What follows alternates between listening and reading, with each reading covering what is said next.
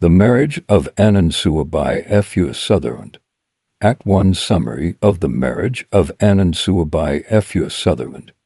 Act 1 of The Marriage of Anansewa by Efua Sutherland opens in Ananse's small home, where it is raining heavily outside. The players perform a short introductory song about the struggles of life.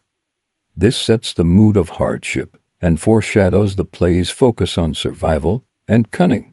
Ananse joins the song. He personalizes the song's message to his own situation. His poor state, signified by his leaking roof, shabby chairs, and low social standing, is made clear from the start. Ananse bursts in with typing paper, carbon paper, and envelopes. He calls on his daughter, Anansewa, to help him type some important letters. Though she is reluctant because she is heading out, he persuades her by reminding her of their poverty and unpaid school fees at EPS Secretarial School. After some protest, Anansewa agrees to help. Together, they compose 4 letters filled with praise and flattery, which she types while the players sing about time and opportunity. When she returns, Ananse surprises her with 120 for her school fees. Overjoyed at first, she is later shocked to discover that the money came from Chief, who is chief one of 4 wealthy suitors to whom her father had written, the others being Chief Sapa's Chief Tobkalu 4 and the Chief of the Mines. Realizing that her father is selling her to the highest bidder, Anansewa bursts out in anguish, "Oh, my father is selling me! He is selling me!" Words by Anansewa. The players interrupt with another song to ease the tension and maintain the play's storytelling rhythm. Despite her distress, Anansewa later admits that Chief, who is chief, a handsome and influential man, is the one she secretly admires. Ananse explains that he seeks not only wealth but also the best possible husband for her. The storyteller enters to comment on the action. He likens Ananse's trickery to that of a spider spinning a web. He reminds the audience that a man may spend money on a woman, but until marriage rites are performed, she remains free. This observation introduces a play within the play where Anansewa tells her lover, Efua, the same truth. This is an indication that the former is not the latter's, regardless of how much the latter has spent on the former, until they get married. This mirrors Ananse's manipulative strategy with the chiefs. Act 1 of The Marriage of Anansewa ends when a postman delivers a letter from Chief Tobkalu 4, bringing news that excites Ananse. His scheme seems to be unfolding successfully. It leaves the audience curious about its eventual outcome. The front cover of Efua T. Sutherland's The Marriage of Anansewa and Edufa. The 2 plays are antithetical in that the former is a comedy while the latter is a tragedy. Themes in Act 1 of The Marriage of Anansewa. 1. Poverty and survival. Ananse's financial struggles drive his deceitful plan. 2. Greed and exploitation. He commodifies his daughter's marriage prospects for personal gain. 3. Cunning and trickery. This reflects the traditional Ananse character in Ghanaian folklore. 4. Modern versus traditional values. The use of a typewriter and letter writing shows the clash between old and new ways of life. Dramatic techniques in Act 1 of The Marriage of Anansewa. 1. Song and dance. The players' songs act as commentary, much like a Greek chorus. The music and dance, known as boguo in Ghanaian and Ansegoro theater, reflect the mood of the events in the play. 2. Play within a play. This is used to reinforce the moral lesson and mirror Ananse's behavior. 3. Narrative interruption. The storyteller directly engages the audience. His presence blurs the line between story and reality. Act 2 Summary of The Marriage of Anansewa by Efua Sutherland. Act 2 of The Marriage of Anansewa opens with the storyteller and the players discussing Ananse's cunning schemes. Their commentary reminds the audience that Ananse's cleverness is a double-edged sword in that it brings both gain and risk. When the curtain rises, Ananse is seen seated enjoying the fruits of his trickery. To female messengers from Chief Sepa's arrive. They bring with them his greetings and a large sum of money. The women leave after delivering the gift, and Ananse's joy becomes uncontrollable. Ananse begins to fantasize about spending lavishly and showing off his wealth in church the next day. His fantasy is a humorous image that reflects his vanity and quick forgetfulness of his humble background. Soon after, a group of workmen, a carpenter, mason, and painter arrive to begin home renovations. Ananse plans to transform his poor house into one befitting the father of a soon-to-be married woman. As the workmen work, they sing, with the players joining in. This creates a lively, communal rhythm typical of Ghanaian folk performance. The songs continue to function as commentary, as they combine entertainment with moral reflection and function. Just as Ananse's excitement peaks, a messenger from Chief who is chief arrives with an unexpected message. The chief plans to come in a fortnight, 2 weeks, to perform the head drink ceremony, the traditional rite that seals marriage. Before Ananse can fully digest this news, the postman enters with another letter, this time from Chief Sepa's, announcing that he too will come in a fortnight for Anansewa's head drink. This shocking coincidence throws Ananse into confusion and panic.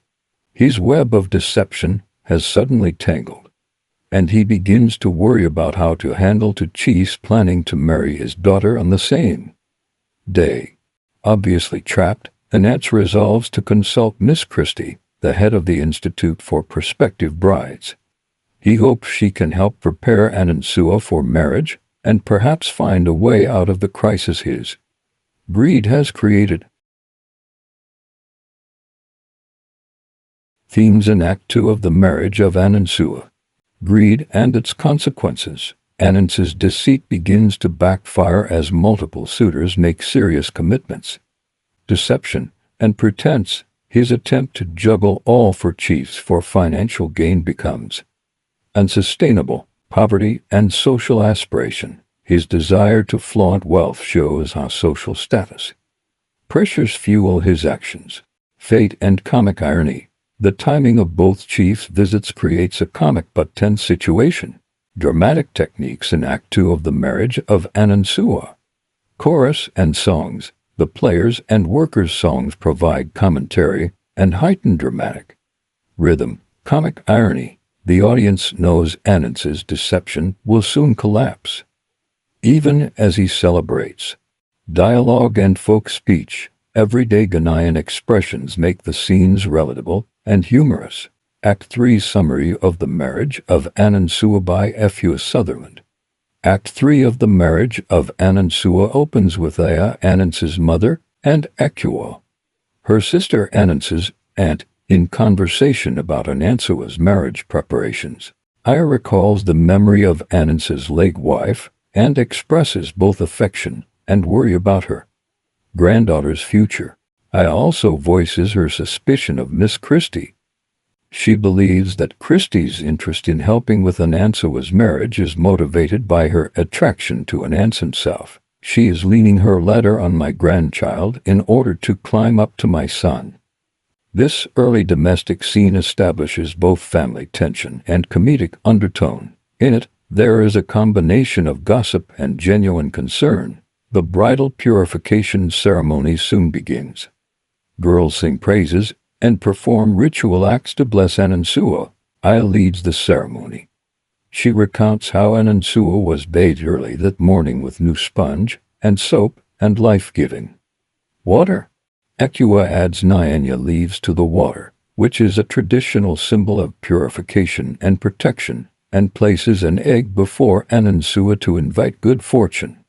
The atmosphere is joyous and symbolic of the community's rich cultural heritage. Miss Christie and some of the other girls contribute coin gifts. The girls bless Anansewa with songs. Anansewa, you are now ready to marry. Anansewa, you will give birth to 30. Anansewa, may your life be healthy. Aya then calls for silence and invites Ananse to pray for his daughter. In the midst of the celebration, A messenger from the mines arrives with news that the chief of the mines also intends to bring a head drink for Anansewa. Ananse is deeply disturbed. Yet another suitor is now making an official move. When Christie learns that other suitors exist besides Chief who is chief, she is shocked and disappointed in Ananse's deception. Moments later, Anansewa herself enters, joyful about her upcoming marriage. But her excitement fades when her father confesses that for chiefs, not one, planned to perform marriage rites for her. She tearfully insists that her heart belongs only to Chief who is chief. In response, Ananse unveils a desperate plan to fake Anansewa's death. He convinces her that pretending to die will allow them to test the suitor's loyalty and discover who truly cares for her. Ananse calls Miss Christie back and shares the plan with her. Loyal to him, Christie agrees to assist and is tasked with finding a taxi to send Aya and Efua back to their hometown, Nanka, so they will not witness the deception. When Aya re-enters and finds her son worried, Ananse lies that their cocoa farm has been set on fire by enemies. Distraught, Aya quickly prepares to leave with Efua, exactly as Ananse intended. The storyteller reappears. He laughs and comments on Ananse's growing web of deceit. The act ends with the plan clearly set. Ananse will announce Anansewa's death and stage a mock funeral to see which suitor's reaction reveals true affection. He hopes the most sincere one will be Chief who is chief. Themes in Act 3 of the Marriage of Anansewa. 1. Deception and manipulation. Ananse's schemes reach their peak as he fakes his daughter's death. Tradition and modernity. The blending of Christian elements, church, formal education with traditional rites, purification, head drink mirrors Ghana's evolving society. 3. Family and gender roles. Aya's motherly protection contrasts with Ananse's exploitative fatherhood. 4. Love and materialism. Anansewa's preference for chief who is chief introduces genuine emotion amid greed-driven transactions. Dramatic techniques. In Act 3 of the Marriage of Anansewa. 1. Song and ritual performance. The purification ceremony combines music, chant, and symbolism to dramatize communal life. 2. Comic irony. The audience knows Ananse's game plan. This heightens both humor and suspense. 3. Storyteller's commentary. Maintains the folk drama style and guides audience interpretation. Symbolism. Nyanya leaves purity, the egg prosperity, and water life enrich the cultural context. Act 4 Summary of the Marriage of Anansewa by Efua Sutherland. Act 4 of the Marriage of Anansewa opens with the players mourning Anansewa's death. Their lamentation sets a somber yet ironic tone. Act 4 of the Marriage of Anansewa opens with the players mourning Anansewa's death. Their lamentation sets a somber yet ironic tone, since the audience knows she is only pretending to be dead. The storyteller soon enters. He announces that today is a funeral for the dead and alive. He reminds the audience of the moral principle that anchors the entire play. No sale, no payment obliges no one, meaning no matter how much a man spends on a woman, he has no claim to her unless he pays her bride price. This reminder prepares the audience for the moral testing of the four chiefs. Through their responses to Anansewa's death, the first visitors are messengers from the chief of the mines. They come to express condolences and bring gifts: silk, kente, dumas, cotton cloth, drinks, and money. However, they add that their chief was forced to send them and that, since he never completed the marriage rites, he owes her no burial. After they leave, Ananse reflects joyfully, especially as he realizes that if his daughter had married into that household, she would have been hated and mistreated by the chief's unsympathetic advisors. Next arrived the messengers from Chief Sapaz. One of the female envoys openly says she had been looking forward to using Anansewa's beauty and future child to spite a rival woman in the palace. They present their gifts: silk, velvet, white kente cloth, and 20 guineas before departing. Again, Ananse rejoices privately. He says he now sees that had Anansewa gone there, she would have been dragged into palace rivalries and possibly harmed. Soon after, messengers from Chief Tobkau arrive. They reveal that their chief had genuinely loved Anansewa and even planned to make her his business partner. Her death has left him devastated, so much that he has become a zealous adherent of a spiritualist church in grief.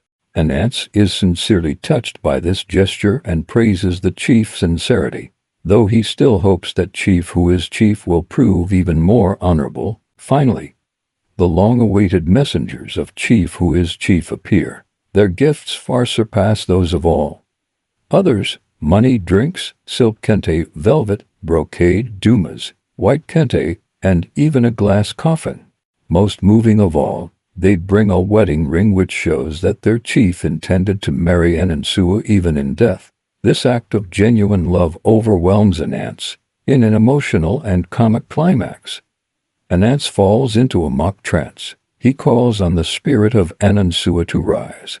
To everyone's astonishment and joy, Anansewa rises from the dead, though it is apparent to the audience that the whole funeral had been a ruse. The mood turns jubilant. The players, storyteller, Christie, and Ananse all celebrate together. They sing and dance. Ananse publicly thanks and embraces Miss Christie for her loyalty and help throughout his deceitful adventure. The play ends with a love song which symbolizes reconciliation, renewal, and the triumph of both wit and affection. The front cover of Efua T. Sutherland's The Marriage of Anansewa and Efua. The two plays are antithetical in that the former is a comedy while the latter is a tragedy. Themes in Act 4 of The Marriage of Anansewa: love and sincerity. Chief who is chief reaction proves the depth of genuine affection. Greed and redemption. Ananse's greed leads to trickery, but he regains moral awareness through his daughter's resurrection. Morality and social justice. The proverb "no sale, no payment" obliges no one reinforces the lesson about integrity in relationships. Folk wisdom and satire. The play ends with humor, but leaves the audience reflecting on human motives and moral values. Dramatic techniques in Act 4 of The Marriage of Anansewa. Irony. The funeral for the living is both tragic and comic. Chorus and music. Songs continue to connect audience and performers in traditional storytelling style. Symbolism. The glass coffin and wedding ring symbolize transparent love and the blending of life and death. Storyteller's commentary frames the entire scene as moral instruction and maintains the play as folk drama roots.